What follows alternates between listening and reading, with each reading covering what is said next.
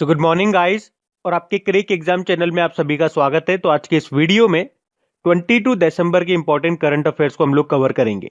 तो हमारा पहला प्रश्न क्या है कि अभी हाल ही में Vajpayee the years that changed India नाम की बुक को किसने लिखा है? तो आंसर होगा शक्ति सिन्हा ने। तो जिस समय अटल बिहारी वाजपेयी जी प्रधानमंत्री थे उस समय उनके निजी सचिव रहे थे ये शक्ति सिन्हा। और अभी इन्होंने ये बुक लिखी है जिसका नाम है Vajpayee the years that changed India. तो ये बुक अभी अटल जी की 96th वर्षगांठ पर यानी कि 25 दिसंबर को रिलीज की जाएगी। तो ये नाम याद रखना आप। बाकी चित्रा बनर्जी दिवाकरुणी, इन्होंने द लास्ट क्वीन नाम की बुक को लिखा अभी। अनुपम खेर, इन्होंने एक बुक लिखी है जिसका नाम है your best day is today. और एन.के. सिंह, हमारे 15वें वित्त आयोग के अध्यक्ष हैं ये। अभी इनकी ऑटोबायोग्राफी आई थी जिसका नाम है पोर्ट्रेट्स ऑफ पार। बढ़ते आगे। फिर है हाल ही में खेलो इंडिया यूथ गेम्स 2021 में कितने स्वदेशी खेलों को शामिल किया गया है? तो आंसर होगा 4 को।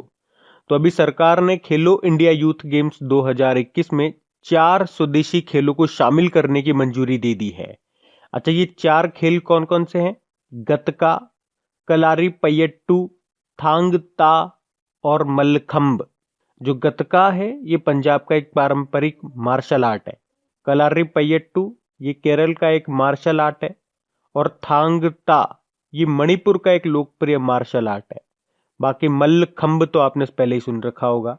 ये मध्य प्रदेश और महाराष्ट्र का पारंपरिक खेल है। और मध्य प्रदेश का तो ये राजकीय खेल है ही सही। तो ये तो आपको याद रखना ही है। अच्छा बताओ, खेलो इंडिया यूथ गेम्स अगले साल जो होंगे 2021 में वो होंगे कहाँ पे? हरियाणा में होंगे। तो ये पॉइंट भी आपको याद रखना है। बढ़ते आगे। फिर है हाल ही में बीबीसी के वर्ष का सर्वश्रेष्ठ खिलाड़ी पुरस्कार के लिए किसे चुना गया? तो आंसर होगा लुइस हैमिल्टन को। तो ब्रिटेन के फॉर्मूला 1 ड्राइवर और 7 बार के चैंपियन हैं ये लुइस हैमिल्टन, जिनको बीबीसी के साल के सर्वश्रेष्ठ खिलाड़ी पुरस्कार के लिए चुना गया है। अच्छा, लुइस हैमिल्टन ये किस कार कंपनी के ड्राइवर हैं? ये मर्सिडीज के ड्राइवर हैं। अच्छा देखो, इस साल टोटल 17 फॉर्मूला 1 रेसेस हुई हैं। और ये टॉपिक आपके आने वाले एग्जाम के लिए मोस्ट इंपॉर्टेंट हो जाता है क्योंकि यहां से आपके एग्जाम में एक प्रश्न डेफिनेटली पूछा जाएगा। तो इन सभी नामों को आप कैसे याद रखेंगे? यानी कि टोटल 17 रेसेस जो इस साल हुई है उसमें से कौन सी रेस किसने जीती है, इसको मैंने आपको ट्रिक से याद करा दिया। एक छोटा सा ऑडियो बना दिया 3 से 4 मिनट का। तो वो ऑडियो आप जरूर सुन लीजिएगा, उसका लिंक आपको नीचे डिस्क्रिप्शन में मिल जाएगा। और वो ऑडियो सुनने के बाद आप अच्छे से टेस्ट लगा सको, इनकी प्रैक्टिस कर सको, इसके लिए मैंने एक क्विज भी बना दिया।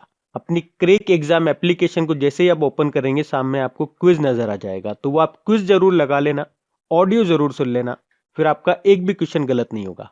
अभी हम बढ़ते हैं आगे। फिर है हाल ही में यूनेस्को ने किस देश की हॉकर संस्कृति को सांस्कृतिक विरासत सूची में शामिल किया? तो आंसर होगा सिंगापुर। तो अभी यूनेस्को ने सिंगापुर के स्ट्रीट फूड हॉकर कल्चर को अपनी प्रतिष्ठित मानवता की अमूर्त सांस्कृतिक विरासत की प्रतिनिधि सूची में यानी कि representative list of the intangible cultural heritage of humanity में शामिल किया है। तो ये हॉकर संस्कृति शहरी वातावरण में स्ट्रीट फूड और भोजन के तरीकों की एक लोकप्रिय सिंगापुर शैली है, जहां पर खुले परिसर में, खुले एरिया में अलग अलग संस्कृतियों के, जैसे कि चाइनीज फूड, इंडियन फूड, मतलब अलग अलग संस्कृतियों के जहाँ पे भोजन बेचे जाते हैं। तो सिंगापुर के ये जो हॉकर्स हैं ये अलग अलग प्रकार के व्यंजनों में महारत हासिल करने के लिए जाने जाते हैं। अब पहले आप मैप में देखिए, ये रहा सिंगापुर। कैपिटल सिंगापुर सिटी है, करेंसी है सिंगापुर डॉलर और प्रेसिडेंट है हलीमा याकूब। आपको एपेक यानी कि एशिया पैसिफिक इकोनॉमिक कोऑपरेशन का हेडक्वार्टर सिंगापुर में ही मिलेगा। और याद रखना, वर्ल्ड इकोनॉमिक फोरम की जो 2021 में बैठक होगी वो सिंगापुर में आयोजित की जाएगी। उसके अलावा नेशनल आईडी में फेशियल वेरिफिकेशन का इस्तेमाल करने वाला पहला देश बना है सिंगापुर। अच्छा, अभी सिंगापुर के फिर से प्रधानमंत्री कौन बने? ली सीन लूंग बने। अब बात तो वहां पे यूनेस्को की भी हुई है, तो यूनेस्को के बारे में भी जानते हैं। स्थापना 1945 में हुई। फुल फॉर्म होती है United Nation Educational and Scientific and Cultural Organization. Headquarter Paris France में है और डायरेक्टर जनरल है ऑद्रे उजाले।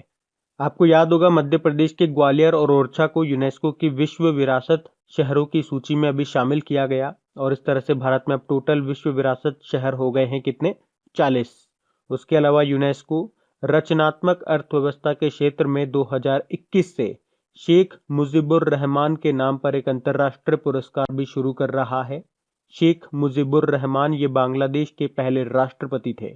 उसके अलावा 2021 को सतत विकास के लिए रचनात्मक अर्थव्यवस्था का अंतरराष्ट्रीय वर्ष भी घोषित किया यूनेस्को ने, यानी कि international year of creative economy.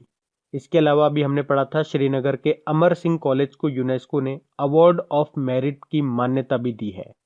तो ये पॉइंट्स भी याद रखना, बढ़ते आगे। फिर है हाल ही में IORA यानी कि इंडियन ओशियन रिम एसोसिएशन मंत्री परिषद की 20वीं बैठक ये कहां पे आयोजित की गई? तो आंसर होगा यूनाइटेड अरब अमीरात में। तो अभी यूनाइटेड अरब अमीरात की अध्यक्षता में वीडियो कॉन्फ्रेंसिंग के माध्यम से इंडियन ओशियन रिम एसोसिएशन मंत्री परिषद की 20वीं बैठक आयोजित की गई, जिसकी थीम रही promoting a shared destiny and path to prosperity in the Indian Ocean. अच्छा, अभी फ्रांस भी इस इंडियन ओशियन रिम एसोसिएशन के 23वें सदस्य राज्य के रूप में शामिल हुआ है। कौन? फ्रांस।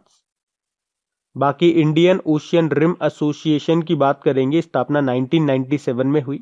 हेडक्वार्टर इबेन मॉरिशियस में है और इसके डायरेक्टर जनरल हैं नोमुआ नोक्वे। अब इसकी 20वीं बैठक कहां पे आयोजित की गई? यूनाइटेड अरब अमीरात में। तो ये रहा मैप में UAE। कैपिटल इसकी अबू धाबी है, करेंसी है दिरहम, प्रेसिडेंट है शेख खलीफा बिन जायद अल नहयान। ICC का हेडक्वार्टर आपको यहीं पे मिलेगा दुबई में। इसके अलावा यूनाइटेड अरब अमीरात 2024 में चांद पर अपना अंतरिक्ष यान उतारेगा और यूनाइटेड अरब अमीरात दुनिया का पहला आर्टिफिशियल इंटेलिजेंस विश्वविद्यालय स्थापित करेगा अबू धाबी में। अभी आपको याद होगा IPL 2020 का जो 13वां संस्करण है यूनाइटेड अरब अमीरात के दुबई में ही हुआ था और यूनाइटेड अरब अमीरात में अरब क्षेत्र का पहला परमाणु रिएक्टर भी शुरू हुआ जिसका नाम है बराकाह न्यूक्लियर पावर प्लांट। बढ़ते हैं आगे। फिर है हाल ही में सरकार ने किसानों की सफलता की कहानियों को उजागर करने के लिए किस नाम से एक ई बुकलेट को लॉन्च किया? तो आंसर होगा पुटिंग फार्मर्स फर्स्ट। तो अभी केंद्र सरकार ने पुटिंग फार्मर्स फर्स्ट नाम से एक ई बुक को रिलीज किया है। ये ई बुक 106 पेजेस की है और इसमें 3 कृषि कानूनों सुधारों के लागू होने के बाद अनुबंध खेती से लाभ प्राप्त करने वाले किसानों की सफलता की कहानियों का वर्णन किया गया है। ये बुक हिंदी और इंग्लिश दोनों भाषाओं में रिलीज की गई है। अच्छा, अभी किसान आंदोलन चल रहा है तो उसी बीच अभी किसानों ने अपना खुद का अखबार लॉन्च किया जिसका नाम है ट्रोली टाइम्स, क्योंकि इसका आइडिया ट्रैक्टर ट्रोली में बैठे बैठे आया था। 4 पेजेस का ये अखबार है, हिंदी और पंजाबी भाषा में है और इसे आंदोलन में शामिल एक पटकथा लेखक सुरमीत मावी ने फोटोग्राफर गुरदीप सिंह के साथ शुरू किया है। ट्रोली टाइम्स उसका नाम है, तो ये भी आप ध्यान रखो। बढ़ते आगे। फिर है हाल ही में किस राज्य सरकार ने ग्रामीण क्षेत्रों के लिए वरासत अभियान शुरू किया? तो आंसर होगा उत्तर प्रदेश। तो अभी उत्तर प्रदेश सरकार ने ग्रामीण क्षेत्रों में संपत्ति और भूमि संबंधी विवादों को रोकने के लिए एक विशेष अभियान जिसका नाम है वरासत, उसको शुरू किया है। वरासत मतलब हो गया प्राकृतिक उत्तराधिकारी। तो ये राज्य में शुरू किया गया अपनी तरह का पहला अभियान है जिसका उद्देश्य है ग्रामीण क्षेत्रों में भूमि से संबंधित मुद्दों का समाधान करना। यह अभियान 15 फरवरी 2020 तक जारी रहेगा। अब बात उत्तर प्रदेश की है तो ये रहा मैप में उत्तर प्रदेश। देखो, कैपिटल इसकी लखनऊ है, मुख्यमंत्री है योगी आदित्यनाथ और गवर्नर है आनंदीबेन पटेल जो कि मध्य प्रदेश की भी गवर्नर हैं। और अभी इन्होंने महिलाओं की सुरक्षा के लिए सेफ सिटी प्रोजेक्ट भी शुरू किया और बाय बाय कोरोना नाम से एक बुक को भी रिलीज किया जिसको लिखा है डॉक्टर प्रदीप श्रीवास्तव ने। अभी आपको याद होगा उत्तर प्रदेश के पीलीभीत टाइगर रिजर्व ने बाघों की आबादी को दोगुना करने के लिए अंतर्राष्ट्रीय पुरस्कार जीता था। उसके साथ उत्तर प्रदेश का जो सूर सरोवर झील है उसको रामसर साइट का दर्जा भी दिया गया। अभी उत्तर प्रदेश सरकार ने किसान कल्याण मिशन शुरू किया था, एक मेरा कोविड केंद्र एप्लीकेशन को भी लॉन्च किया था। उसके अलावा प्रधानमंत्री स्वनिधि योजना के तहत ऋण देने में पहले रैंक हासिल की उत्तर प्रदेश ने और 2019 में सबसे ज्यादा घरेलू पर्यटक दर्ज किए गए उत्तर प्रदेश में ही। उसके अलावा बाल श्रमिक विद्या योजना शुरू की थी बाल मजदूरों को शिक्षित करने के लिए। अन्नपूर्णा व आपूर्ति पोर्टल को लॉन्च किया था। उत्तर प्रदेश के गोरखपुर टेराकोटा को जीआई टैग मिला भी। और उत्तर प्रदेश में 800 किलोमीटर सड़कों को हर्बल सड़कों में बदला जाएगा, यानी कि उसके दोनों ओर हर्बल पौधे लगाए जाएंगे। अभी उत्तर प्रदेश ने आयुष कवच कोविड एप्लीकेशन को भी लॉन्च किया था। जन सुनवाई पोर्टल को भी लॉन्च किया था। उसके अलावा वर्चुअल कोर्ट के जरिए सुनवाई करने वाला पहला राज्य बना था Uttar Pradesh. Geo tag community kitchen शुरू करने वाला पहला राज्य बना था उत्तर प्रदेश। और पूल टेस्टिंग करने वाला पहला राज्य बना था उत्तर प्रदेश। देखो याद रखना, देश की पहली ट्रांसजेंडर यूनिवर्सिटी ये उत्तर प्रदेश के कुशीनगर में बनेगी। और देश की पहली नेशनल पुलिस यूनिवर्सिटी ये बनेगी ग्रेटर नोएडा में। देश का पहला जल चिकित्सालय बना है उत्तर प्रदेश के मथुरा में। और देश का पहला हाथी अस्पताल भी मथुरा में बना है। उसके अलावा देश का पहला जानवरों का युद्ध स्मारक ये बनेगा उत्तर प्रदेश के मेरठ में। तो ये पॉइंट भी आप ध्यान रखना। बढ़ते हैं आगे। फिर है, हाल ही में किस देश में कोलोन बॉक्सिंग वर्ल्ड कप 2020 का आयोजन किया गया? तो आंसर होगा जर्मनी में। तो अभी कोलोन बॉक्सिंग वर्ल्ड कप 2020 इसका आयोजन जर्मनी के कोलोन में किया गया। यह अभी 20 दिसंबर को ही खत्म हुआ। और इसमें भारत ने टोटल 9 मेडल जीते, जिसमें से 3 गोल्ड रहे, 2 सिल्वर और 4 ब्रोंज। अच्छा, 3 गोल्ड किस किस ने जीते? तो सिमरजीत कौर ने महिलाओं की 60 किलोग्राम वर्ग में, अमित पंघाल ने पुरुषों के 52 किलोग्राम कैटेगरी में और मनीषा मौन ने महिलाओं के 57 किलोग्राम कैटेगरी में गोल्ड मेडल जीते। अच्छा, बॉक्सिंग की बात चल रही है तो आप मुझे बताओ, इंटरनेशनल बॉक्सिंग एसोसिएशन का हेडक्वार्टर कहां पर है? और ये आपको डेफिनेटली याद होगा, अभी कुछ दिन पहले ही हम लोगों ने पढ़ा था, इसके नए अध्यक्ष बने थे। चलो अध्यक्ष का नाम ही बता दो। तो मैं आपको बताता हूं, ध्यान से सुनना। इंटरनेशनल बॉक्सिंग एसोसिएशन का हेडक्वार्टर आपको मिलेगा लाउजेन स्विट्जरलैंड में। और इसके नए अध्यक्ष बने थे कौन? Umar Kremlev. अब यहाँ पे बात जर्मनी की है, तो ये रहा मैप में जर्मनी। देखो ये यूरोपियन कंट्री है, करेंसी इसकी यूरो है, कैपिटल बर्लिन है और इसकी चांसलर है एंजेला मर्केल। अच्छा, एंजेला मर्केल से आपको कुछ याद आता होगा, अभी कुछ दिन पहले फोर्ब्स की 100 मोस्ट पावरफुल वुमेन्स की लिस्ट आई थी, उसमें एंजेला मर्केल टॉप पे रही थी। सेकंड पे यूरोपियन सेंट्रल बैंक की प्रेसिडेंट क्रिस्टीन लेगार्डे थी। और तीसरे नंबर पे अभी अमेरिका की जो पहली महिला उप राष्ट्रपति बनी है कमला हैरिस, वो थी। बाकी भारत से निर्मला सीतारमण ये 41 नंबर पे थी। बाकी बात करेंगे यहाँ की प्रेसिडेंट है फ्रैंक वॉल्टर स्टाइनमेयर, तो ये भी याद रखना। बढ़ते हैं आगे। फिर है, हाल ही में किसने ओह मिजोरम नाम की बुक को लिखा है? तो आंसर होगा पीएस श्रीधरन पिल्लई ने। तो एक्चुअली भारत के जो उपराष्ट्रपति हैं एम वेंकैया नायडू जी, उन्होंने इस बुक को रिलीज किया है जिसका नाम है ओह मिजोरम, जिसको लिखा है मिजोरम के गवर्नर पीएस श्रीधरन पिल्लई ने। एक्चुअली ये बुक पीएस श्रीधरन पिल्लई के द्वारा लिखी गई कविताओं का कलेक्शन है। अच्छा, अभी कुछ समय पहले हमने पढ़ा था, इन्होंने एक और किताब लिखी थी जिसका नाम था कोरोना कविता काल, तो वो भी याद रखना। बाकी टी बंदोपाध्याय, इन्होंने pandemonium the great Indian banking tragedy नाम की बुक को लिखा।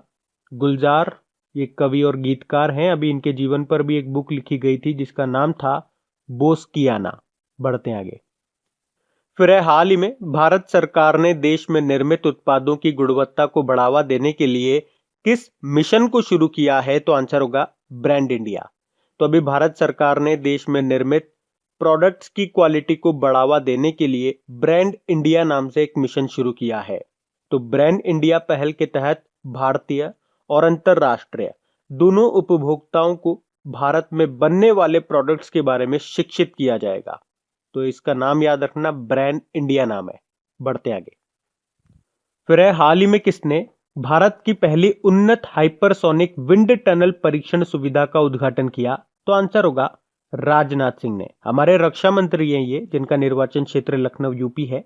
अभी इन्होंने भारत की पहली उन्नत हाइपरसोनिक विंड टनल परीक्षण सुविधा का उद्घाटन किया। तो अमेरिका और रशिया के बाद भारत ऐसी परीक्षण सुविधा की शुरुआत करने वाला दुनिया का तीसरा देश बन गया है। तो इस हाइपरसोनिक विंड टनल का निर्माण डीआरडीओ ने किया है और ये भविष्य में एरोस्पेस और रक्षा प्रणाली के क्षेत्र में मदद करेगा। अच्छा देखो, प्रश्न तो ऐसे भी बन सकता है कि इसका उद्घाटन कहां पे किया गया? तो फिर आंसर करना हैदराबाद में। तेलंगाना की कैपिटल है हैदराबाद। बढ़ते हैं आगे। फिर अगला प्रश्न है कि अभी प्रेगनेंसी बाइबल नाम की बुक को किसने लिखा है? तो आंसर होगा करीना कपूर खान ने।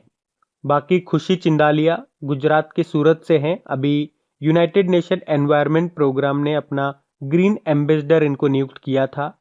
अनुष्का शर्मा ये अभी प्रेगा न्यूज की ब्रांड एम्बेसडर बनी थी और Smriti Mandhana Equitas small finance bank की ब्रांड एम्बेसडर बनी थी। तो बात करेंगे कल के वीडियो में पूछे गए प्रश्न के उत्तर की। तो कल के वीडियो में आपसे पूछा गया था अभी किसे young champions of the earth के रूप में चुना गया? तो आंसर होगा विद्युत मोहन को। आप सभी ने प्रश्न का बिल्कुल सही उत्तर दिया है। और हाँ गाइज, अगर वीडियो को अभी तक आपने लाइक नहीं किया है तो प्लीज इसे लाइक जरूर कीजिएगा और शेयर करना मत भूलिएगा अपने दोस्तों के साथ में। और अगर आप में से कोई इस वीडियो को फर्स्ट टाइम देख रहा है तो इस चैनल को सब्सक्राइब कर लीजिए और पास में बेल आइकन को जरूर क्लिक कीजिएगा। और उसी के साथ फॉर्मूला 1 रेसेस की सारे नाम्स को आप याद कर लीजिए विद ट्रिक्स। नीचे ऑडियो का लिंक आपको मिल जाएगा। साथ में क्विज आप लगा लीजिएगा अपनी क्रेक एग्जाम एप्लीकेशन में जा करके। ये बहुत इंपॉर्टेंट टॉपिक है, इसको मिस मत कीजिएगा। तो गाइज इन सभी क्वेश्चंस का क्विज बना करके मैंने एप्लीकेशन पे अपलोड कर दिया है। तो अगर आपने वीडियो बिल्कुल ध्यान से देख लिया है तो वहां जाइए और इन सभी क्वेश्चंस का आप प्रैक्टिस लगा लीजिए ताकि ये सारे क्वेश्चंस आपको अच्छी तरीके से याद हो जाए। और जो नए स्टूडेंट इसे पहली बार देख रहे हैं आपको बता दूं कि क्विज में अब रैंकिंग फीचर भी ऐड हो चुका है। तो अगर आप कम समय में ज्यादा से ज्यादा क्वेश्चन राइट करते हो तो आपका नाम आपके फोटो के साथ टॉप 10 स्टूडेंट्स में आपको दिखाई देगा। आपको ही नहीं, जितने भी लोग क्विज लगाएंगे उन सबको दिखाई देगा कुछ इस तरीके से, ताकि आपको भी एक अंदर से मोटिवेशन मिल सके कि आपको भी यहां तक पहुंचना है, ताकि सब लोग आपको टॉप 10 में देख सकें।